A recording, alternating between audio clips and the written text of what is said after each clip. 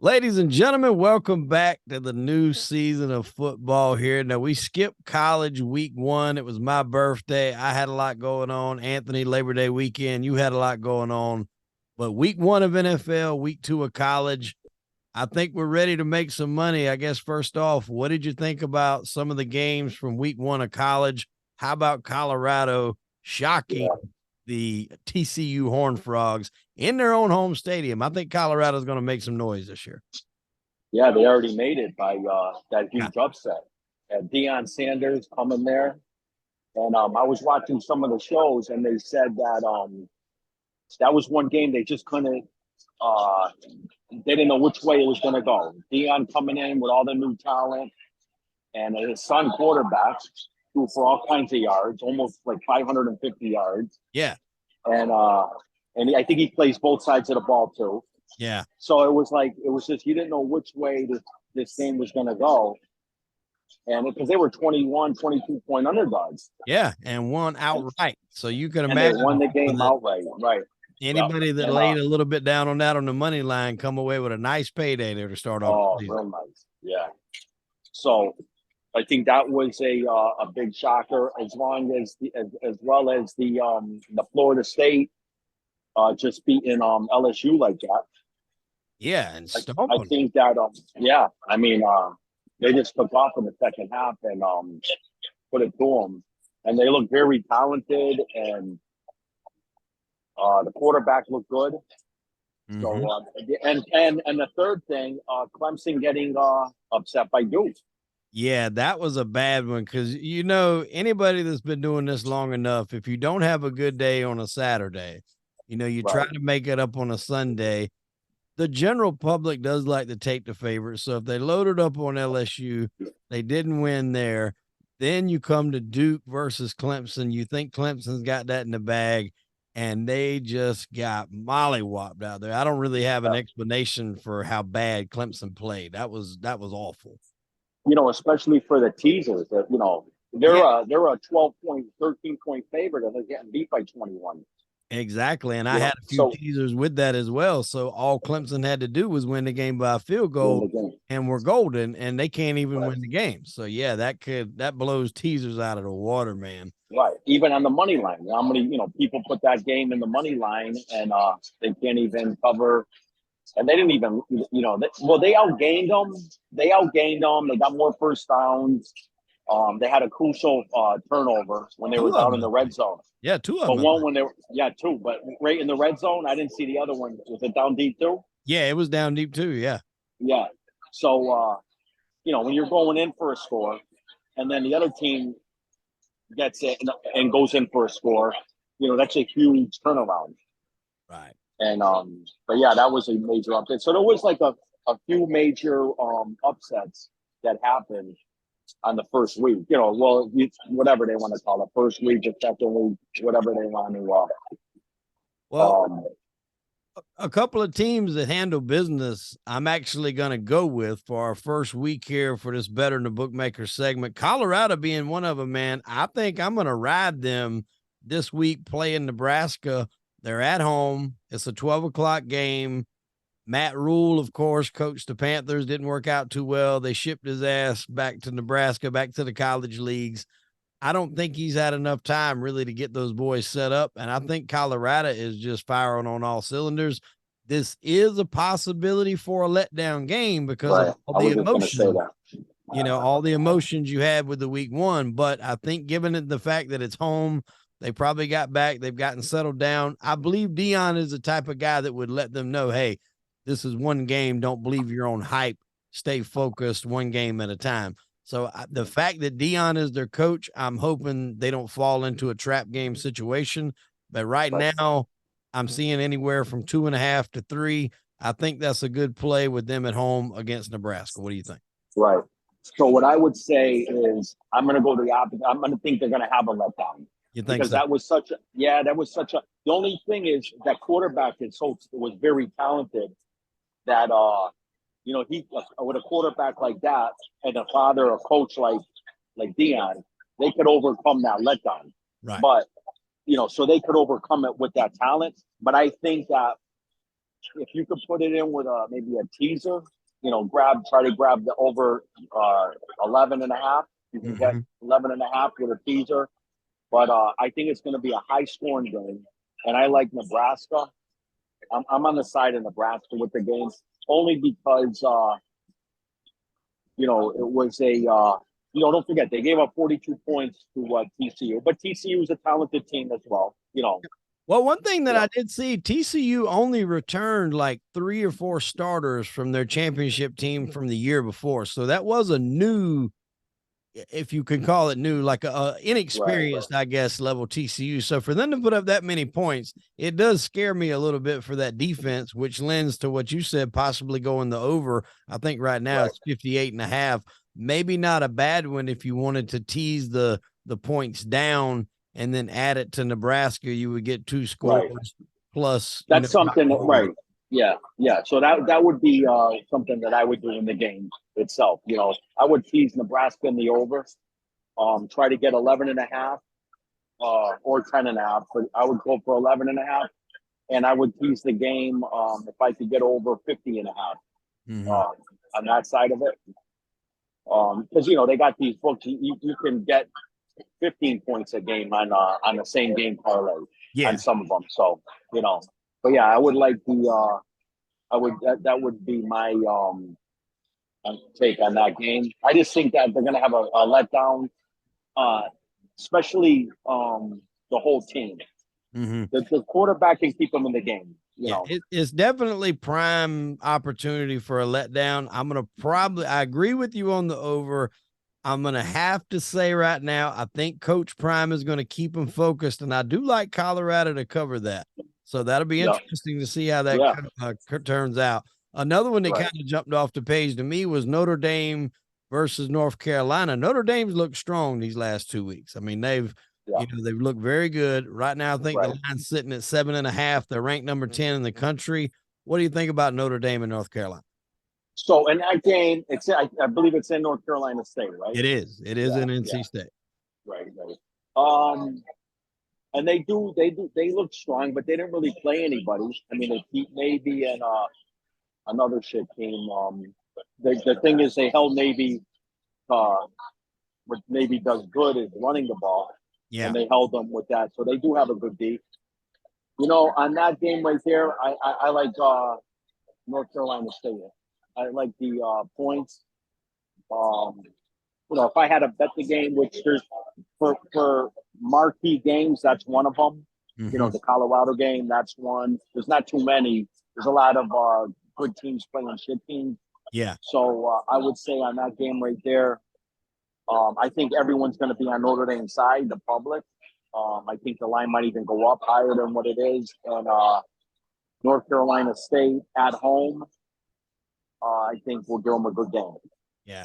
And their first 2 games, Notre Dame played Navy. They held them 42-3, so only let up a field goal. Last week it was Tennessee State. Again, another scrub team, 56-3. So only giving up 2 field goals, but not exactly against top-tier opponents. North Carolina, I think what could be the kicker here is that half a point, that hook. I could see this being a 14-point differential ball game, maybe giving up a late score towards the end or letting off the gas, maybe being up 10. NC State scores late. I think that hook could really come into play here, and I agree with you. I think North Carolina is the play because I do believe the public will probably be all over Notre Dame. And generally when that happens, when the public loads up on one side, we all know how that turns out. It's usually the other way around. And I think that hook would be, it's going to be crucial. Now, that being said, that is also something to think about. If you think Notre Dame does come away with the win, a 7-point teaser puts you, just having to win the game. But still, it's on the road. It's in North Carolina. That's not an easy place to play. Clemson, at its best, lost there a couple times. So, that's not. What is the under and over in the game? Do you know the under and over? It's 50.5. Right. So they don't think it's going to be that high of a scoring game. So, so I would say that for North Carolina State to be in this game, it's got to be a low scoring game, lower than the 50.5 point total. which I still think that, that's kind of a low total for the game. Maybe do something like an NC State in the over, flat and flat. Yeah, that could work. And say, or I mean, I don't think it'll be. I'm like you. I don't know if it'll be high scoring. I mean, if you took and you added 7, you made it under 57.5, and then made North Carolina plus 14.5. I like that too. Yeah, right. Yeah, so many different ways you can do. Oh, there is. It gets you teasers, busy. man. That's how they get you. Yeah. It's like they confuse the shit out of you. They got you going all spinning, your head spinning all around. And then you can bet the first quarter. You can bet halftime. You can, Yeah. I can see that Notre Dame North Carolina game being bet both ways. I could take that and make Notre Dame, basically minus a half a point. Take the over and under down to 42 and go Notre Dame and over. Then I could completely flip it. Make North Carolina plus 14.5 with the 7 and under the 57.5. I could see both of those scenarios playing out. Middle all of them. All, do both games and take a shot. On the worst case scenario, you blow the juice. Yeah. But you got a big spread there. Right. And another one that I like, and this is one that I'm really, really solid on because I watched Texas play Rice, and I was very unimpressed with what they did. Even though they got Sark down there, I don't think it's going to be as close as a game as it was last year. I know last year this game was really tight, but Alabama's at home. They're laying 7. It is a big number considering Texas is not a pushover, but I have a feeling Alabama makes a statement win this weekend at home, and I think they beat Texas handedly. I really do. I don't know what your thoughts on this is. Right now it's at 7, right. Alabama minus 7. Over and under is 54.5. I'm not sure about that over and under. Alabama's one of those teams where when they pour it on, they can pour it on heavy, or it could be, kind of a tight ball game, 24-20, something around that. I probably won't mess with the total, but I really like Bama laying the 7 here. Right. So what I would say in that game, my best bet in that game would be the over the total. I think it's going to go over. Mm-hmm. I think that's probably one of the best bets on the board, over the Alabama total. Mm-hmm. And if I had to lean on the game, I would lean with Texas. I know they had a kick game last week, but that quarterback is capable of doing some good things. He got hurt last year. Mm-hmm. But he is capable. I think they had Alabama coming up. They could have had been looking forward to this game. I'm sure and had a little bit of a letdown the game before. And the quarterback is a player. He can play. So what I think is, regardless, I think they're going to put up points. Alabama's going to put up points. It's going to be a high scoring game. I really want to. It's in Texas. No, it's in Alabama. It's in Alabama. Yeah, the game, if I had to take a side, I would lean a little bit towards Texas, but if you could get more points, come game time, that line I think is going to go up.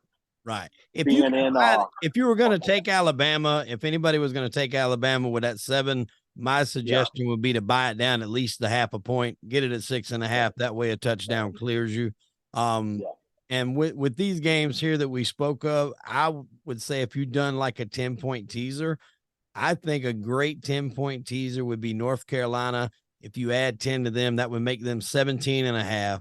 Alabama would then turn around and give them 3 points and then bring that total down from Texas and Alabama and over the 44. I think that would be a great 3-team 10-point teaser.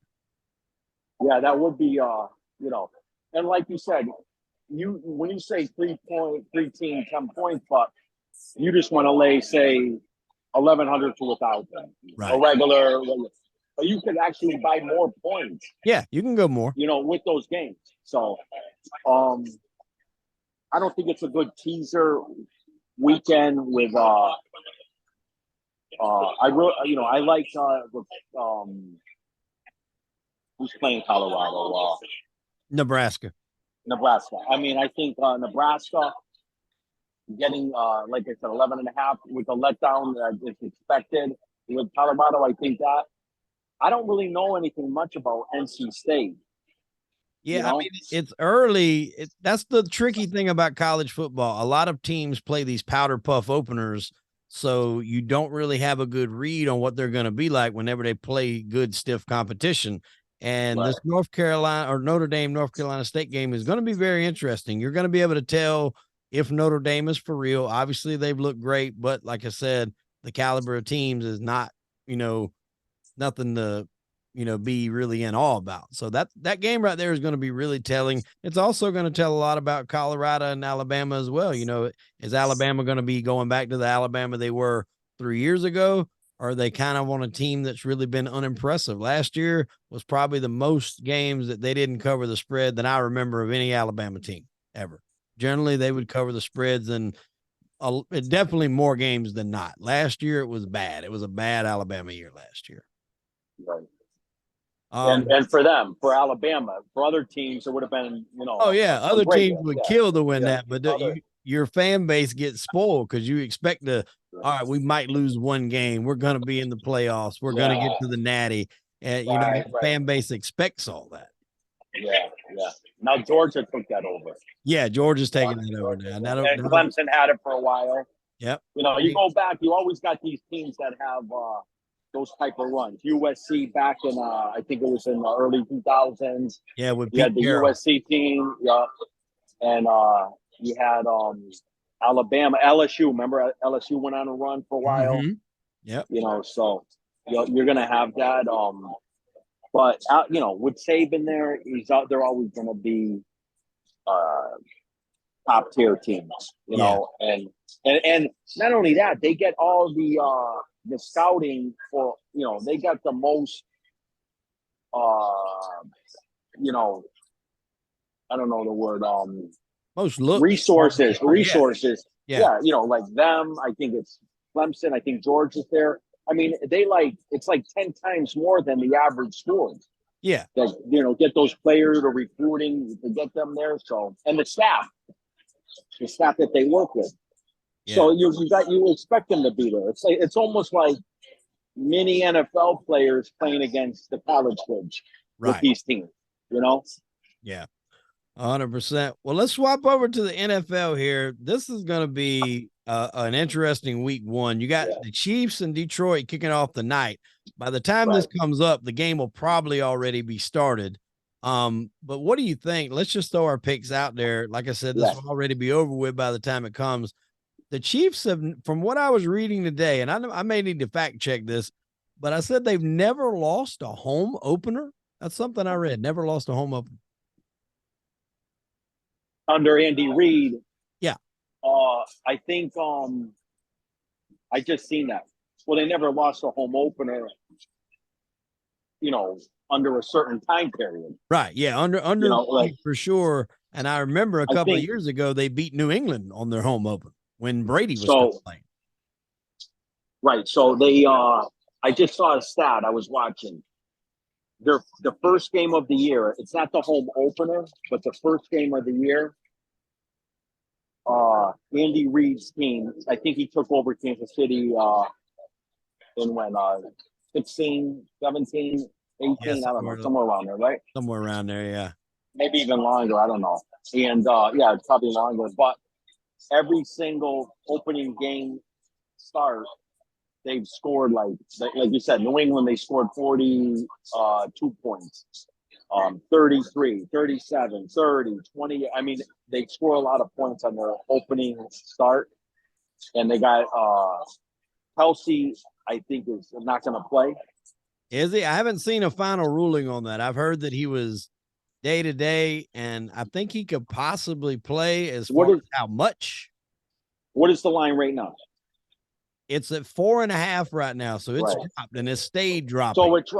So it dropped till 4, and then it popped back up to 4.5. So with that being said, that line dictates that he's not playing. So when there's only 2 games that Mahomes have played that Kelsey wasn't a part of, and both games they won, and both games Patrick Mahomes. One game he didn't throw a touchdown, I don't think, but he had good stats, and they beat Denver, I think 27-24. And then the next game they crushed some teams, and he threw for 3 touchdowns and a ton of yards. So Kelsey played without Mahomes twice, and Kansas City won both games. And he goes to other receivers. Mm-hmm. So it's going to be about that. Is it the Super Bowl thing? the beginning opening game of the next year. That's what I think it's going to be, and I'm going to go with Detroit on it. I think Detroit's going to give them a game and stay with the points. That's those 4.5, 5.5 are really key to taking the dogs. The only thing that I'm worried about with Detroit is Jared Goff's stats. Oh yeah, outside of that dome were horrendous last year. yeah. Like inside of that dome, he was averaging 30 points. And Detroit was a hot team last year. They were right there with the Bills for Thanksgiving. At the end, they got hot, right? But Yeah. they had no defense throughout the year. At the end, they got a little bit hot. I think that's what's going to carry them this year going forward. I like that coach. The coach gets them fired up. Yeah, I like that coach too. But the fact of Goff being so terrible outside of that dome, the Chiefs place, Arrowhead's going to be rocking tonight. Like, I'm really scared of this game, to be honest. To be totally honest, I'll probably take a pass and just watch it and enjoy the game. Right. But it's going to be a good game. I can totally see Kansas City, just fire on all cylinders, blowing the doors off. But at the same time, I can see Detroit keeping this close. I would not be mad at anybody that went either way on this game. If I had to pick right now, if you had a gun to my head, I would probably take Kansas City, but I wouldn't recommend anyone going too heavy on this because it's really a toss-up, to be quite honest. Also, Jones is out for this game too. I seen that, and that's key on that defensive side of the ball. Right. So, I think Detroit is a good bet. I like Detroit. I think they'll keep it close, if not beat them outright. Yeah. It's possible. It's definitely possible. As far as the week, the Sunday matchups, some of the ones that jumped off the page to me, and I think this is going to be a team that's going to surprise a lot of people. And until they catch fire, I think some money can be made here because if you followed Pittsburgh through the preseason, they were lighting it up. Kenny Pickett was doing his thing. They got that kid from Georgia, Pickens. They got Najee Harris. I think they're going to be a team that are really going to make some noise, and I actually like them at home over the San Francisco 49ers right now. You got the 49ers giving them 2.5. I'm assuming Brock Purdy is playing for the 49ers because they don't have any of the quarterbacks. They got rid of Garoppolo. They traded Lance to Dallas. I like Pittsburgh here. Where's the game at? It's in Pittsburgh. All right, so that's a great teaser bet to up it up to if you get the 8.5. And you want to keep the juice the same and not do one of those crazy teasers. But Pittsburgh, that quarterback, I like them. I like the receivers, but they have a great defense this year, especially getting after the passer. If they're healthy, they're going to have a great team. I think they're going to win the game. And I love them in a teaser, getting that 8.5, the extra. Yeah, and I think, and I'm with you. I like Pittsburgh. When you got a game like that, San Francisco's a talented team, but it's in Pittsburgh. I like more of the. I like Pittsburgh. I'm with you. I like Pittsburgh. Yeah. Well, and two, it matters in college too. Certain stadiums are definitely worse to play in than others. LSU's a difficult place to play in, but NFL, the being on the road really does matter to a lot of teams. Openers, I think, matter too, just because it's a little bit more common. They didn't have to worry about traveling. They got to stay there. So I think those things do play a factor because it is still hot. It's hot as hell, especially right where I'm at right now. So you don't really know how that's going to affect them, how people are going to react to that heat. You practice them, but that's not the same thing as in game. And I think Pittsburgh's going to pull it off. And if I'm not mistaken, last year, I think Pittsburgh pulled off an upset maybe against Buffalo, if I'm not mistaken, last year in their home opener. Did they?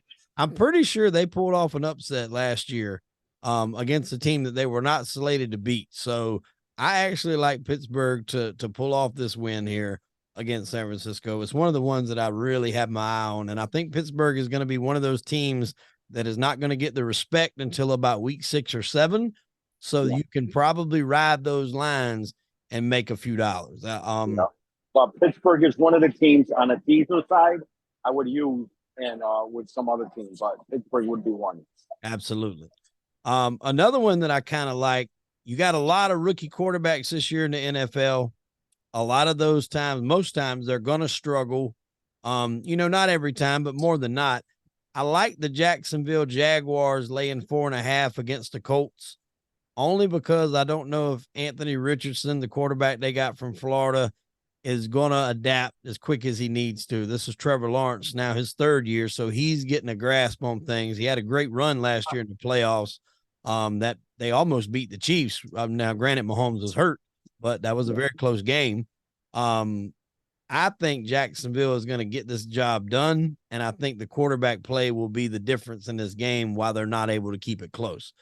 I could be wrong. He could come out and surprise some people, but I just think it's going to take a few games before Richardson has the ability to lead a team and contend. This is a division game, so you have to factor that in too. Division teams know each other very well, but I think Jacksonville, they got Calvin Ridley back for wide receiver, or not back, but they got him. He had to do a year off for gambling, but he's back now. I think they're loaded, and I think the Jacksonville actually does well here and covers the spread with 4.5 against Indy. What do you think?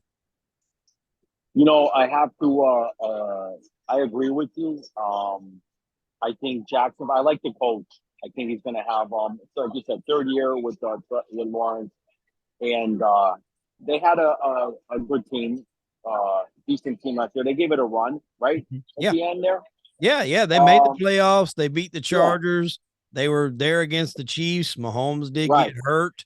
Didn't they lose the game when they were winning big and they got beat? No, that was. They came won. Back and won that game. That was against the Chargers. They were down 3-4 scores. Right, but I think Jacksonville's going to have a good team this year. I think they're going to blow out Indianapolis. Yeah, I agree. I think they're going to kill them. Yeah, I like them.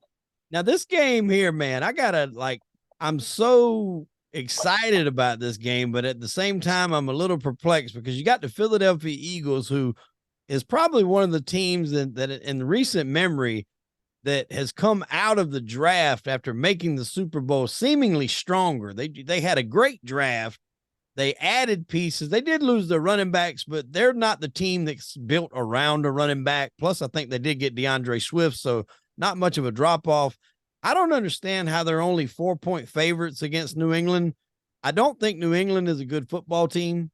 I don't know how this line is what it is. It seems like this line should be at least 7.5, maybe. But what's your feelings on this? I mean, everything about me is saying, load up on Philly, but sometimes you have to be weary of that. Where are you sitting with this? So I think it's because it's New England still, and they think Belichick is, the greatest coach. If he didn't have Brady, he wouldn't have done shit like he did, But with that being said, I'm from Mass, so you get a lot of talk with New England sports teams, and I think New England will give them a game, if not beat them on the field. I really do. I think, I think that New England will compete in this game and at least cover the spread.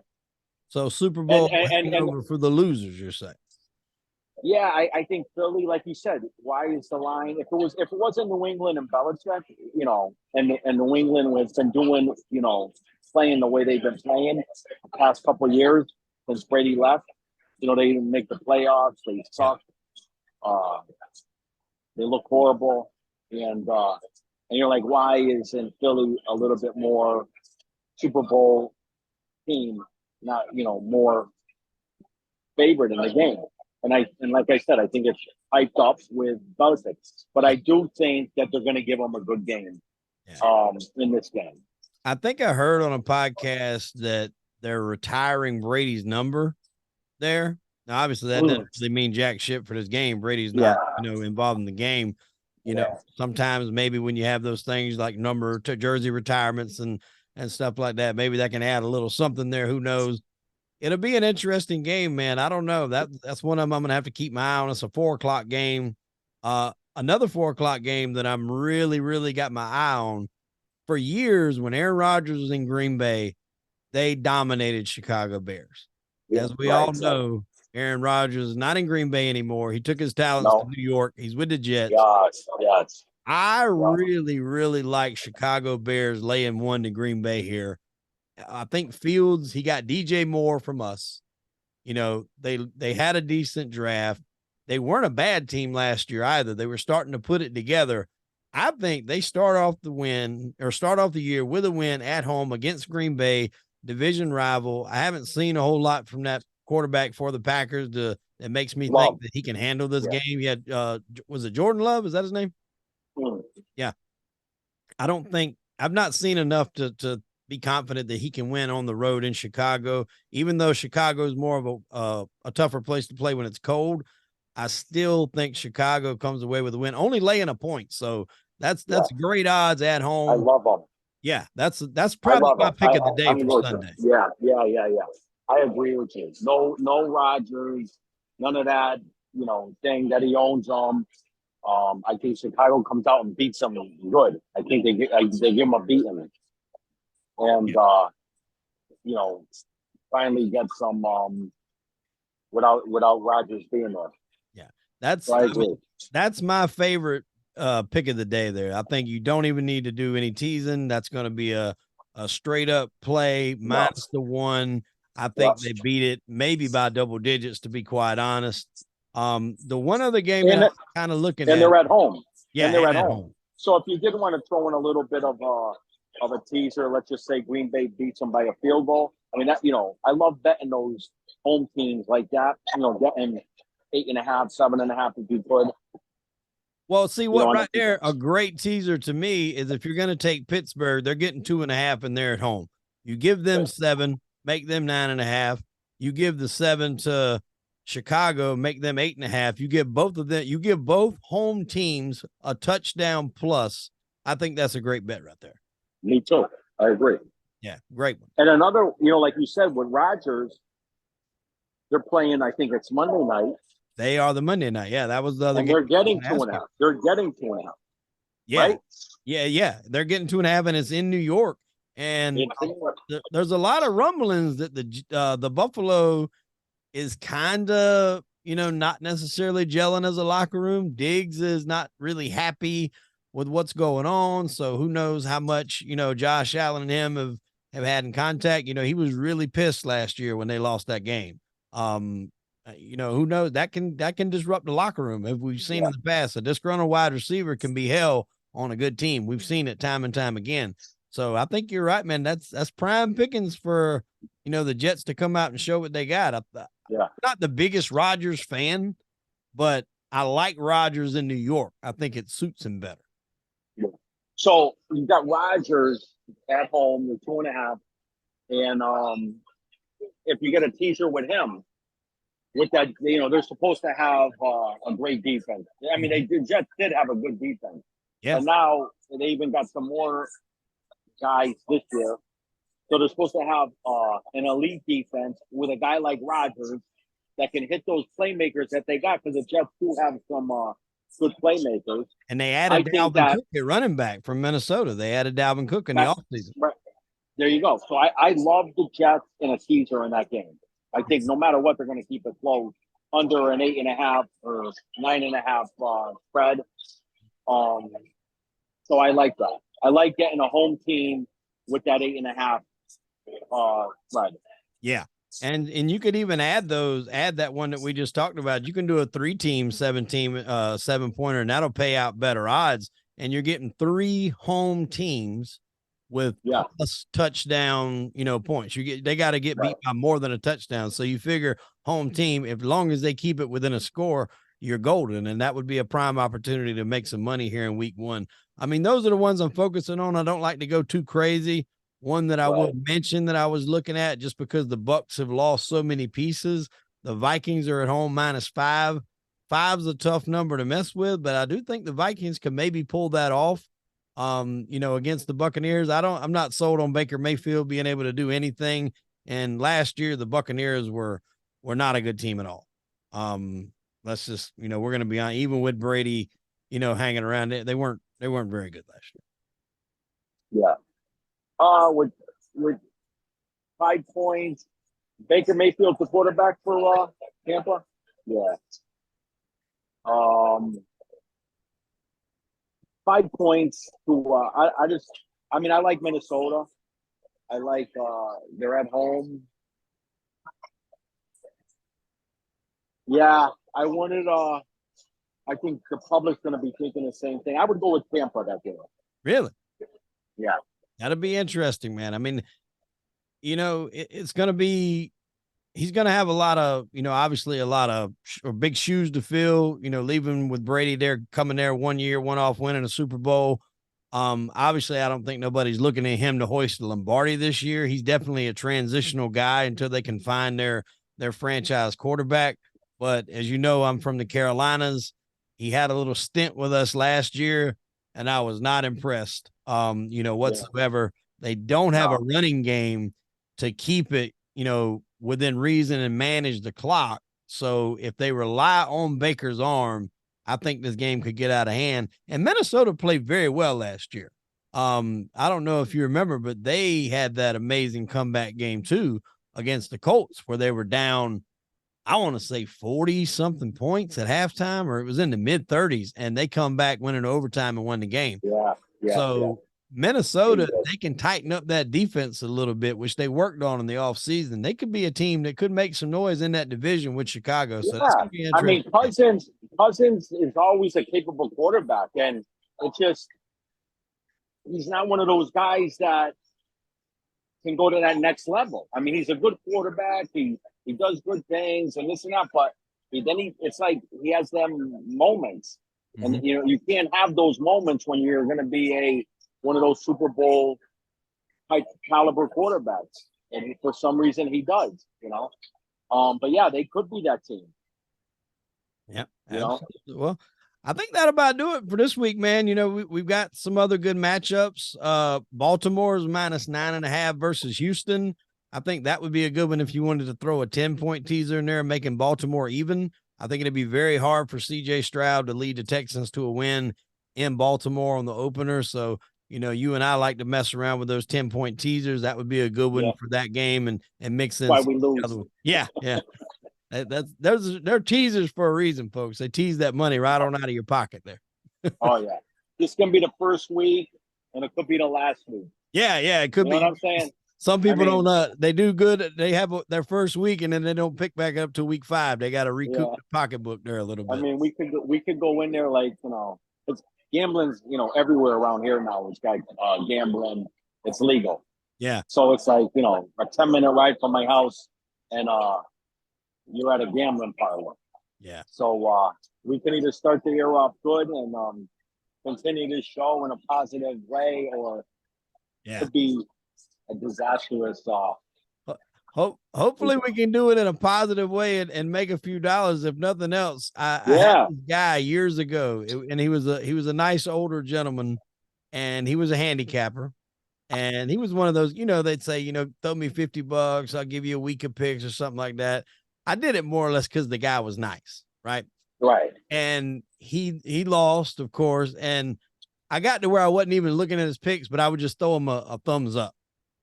His picks were so bad. Like he would send the updated records after every week. And I started looking and I'm like, you've got to try to be this bad.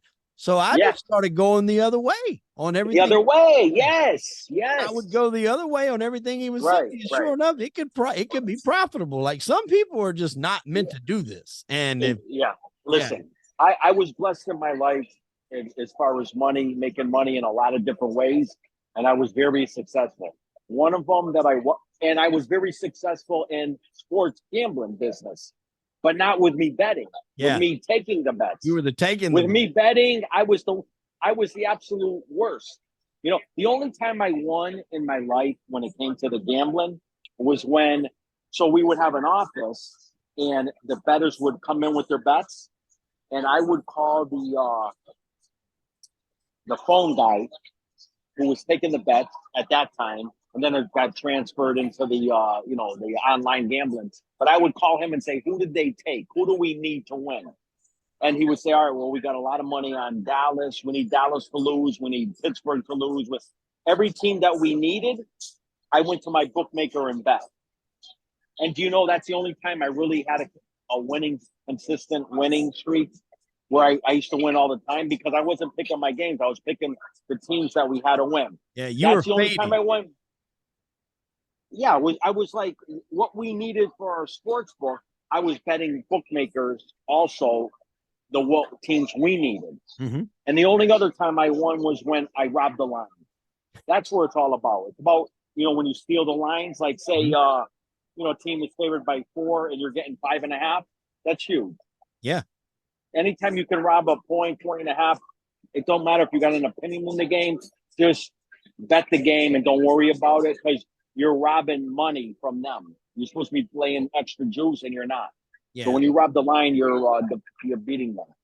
And nowadays it's a little bit different because, like you said, everything's kind of went to more online. But I remember my father was doing a lot of football, and I remember being in the car with him. I used to have to drive him around because he had a couple of DUIs, so I had my license. I would have to drive him around, and I remember him calling this bookie and making a bet. He bet like $500 on a certain team. And I knew who was playing, but I didn't understand all the lingo at the time, what it was. Then he called another bookie and he bet $500 on the opposite team. And I asked him, I'm like, what the hell? Why would you do that? You're betting on two opposite teams. He said, they don't have the same lines. He said, one had it at 2.5. And he said, one had it at 3.5. He said, so if I can get it to hit on that 3, then I win both. He was trying to middle it and win both ways. And sometimes back in the days, if the bookmakers weren't on the same page, you could say, okay, I want to bet so-and-so here to cover the 3. Then on the other way, turn around and take the 3.5. You know what I'm saying? And you could win both ways. And that's right. That's hard to do, but that's what. Yeah, but that's not, but you're also laying a lot. It's not worth it because the juice you're laying. You're going to be a loser with doing that. Right. You know what I'm saying? What I'm saying is when you rob the point, is say, back in the day, I was saying we used to have a sheet of 100 gamblers. Right. We had more than that, but and like say every week we'd have the losers and winners, but there was these certain guys that would always be winning. And what they were doing is they had, it would be like AI's out now. Picture when the internet just was coming out, people were getting access to the line movements prior. They had access like in New York, bigger New York and cities had access to that. So they were getting the line movements were crucial then. Sometimes you would never even, guys used to put out a line on Sunday at 11 o'clock in the morning and never change it. Yeah, never change it the whole day. And that line could be subject to change from injury, from weather, just a natural line movement.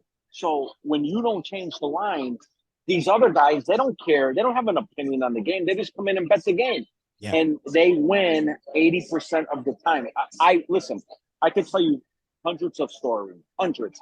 But another time I won is when I was robbing the lines. I used to bet out of the, I went to say I wanted to bet out of the Daily News, New York Daily News. And I would say on a Saturday, college football, I would say I'll give you over 50 bets to 100 bets for the whole day on Saturday at $1,000 a game. So you're talking 100,000 worth of action. Right. I used to average between 70 and 100 bets with them. So you're talking 100,000 worth of action, but that's 100 games at 1,000. Right. So I said, I want to lay 1,050 to 1,000. So I'm already robbing them there. Yep. Follow me? All right.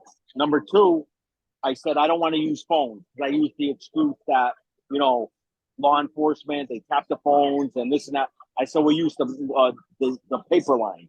So when the paper came out Saturday morning, that paper was printed Friday. Yeah. When the paper comes out Saturday, those lines that they got all there, they don't know, especially in the colder months, if it's a torrential snowstorm. They don't know if a quarterback got hurt. Plus those lines move. They fluctuate so much, especially in college football. So you might get a game that's like a 4-point game. It goes up to 7.5. You might get an under and over that's 50. It goes up to 56. I mean, that happens today, Yeah. So I would bet every game that I robbed the lines, I would bet. I beat him 10 weeks in a row, and he flipped me. You can't win. You can't win when you rob the lines. Yeah. The advantage is with you. You might have a week where you don't win as much, and you might have a week where you lose a little bit, but you're never going to be a loser like gamblers are. Right. Well, hopefully with some of the advice we kicked out here today, man, everybody can have a good first week with the pros, and I guess week 2 with the college. So we'll see how it is, man. It'll be an interesting week. A lot of good matchups, and we'll check back in next week, man, and see how we did. Yeah, and my goal with us is that we're gonna keep continuing giving some winners, and after like the fourth week of us, we can start charging a fee, like Exactly. Yeah, like make this a Patreon. Come on in and throw or $2. and listen, even if we lose, we can charge a fee the other way. Yeah. Here's our picks. We bet the other side. We still want some money, right? Yeah. We know what you're doing. We're okay with it. So you just throw us a little bit on the back end. Well, good luck to you, my friend. You have a good rest of your evening there. You look like you had a dining establishment. Where you at there, pal? Yeah, I'm in a nice place in Hartford, Connecticut. Real nice steakhouse and good crowd, good, nice place. All right. Well, have a good weekend, my friend, and we will check back in next week. Hopefully our pockets are a little heavier when we get back to you next week. I hope so. I need it. I hope so. All right, well, ladies, I know you could use it too. Oh, absolutely, man. Anybody could. I don't care how good you're doing. You can always use a heavier pocket. Listen, you make 10,000 a week, you still want to make 20. Yeah, absolutely. The more money you make, but the more problems you get, just like Biggie said back in the day. Right, that's cool. Yeah. Well, ladies and gentlemen, I'm Hollywood Wade. That was Anthony Arillotta, and unfortunately, we are out of time. We hope everybody makes some money this week with the Bettor The Bookmaker. Let's go ahead and kill these books, ladies and gentlemen. We'll get back with you next week. Anthony, see you later, my friend. All right, my friend. Good night. Good talking to you. Have a good night.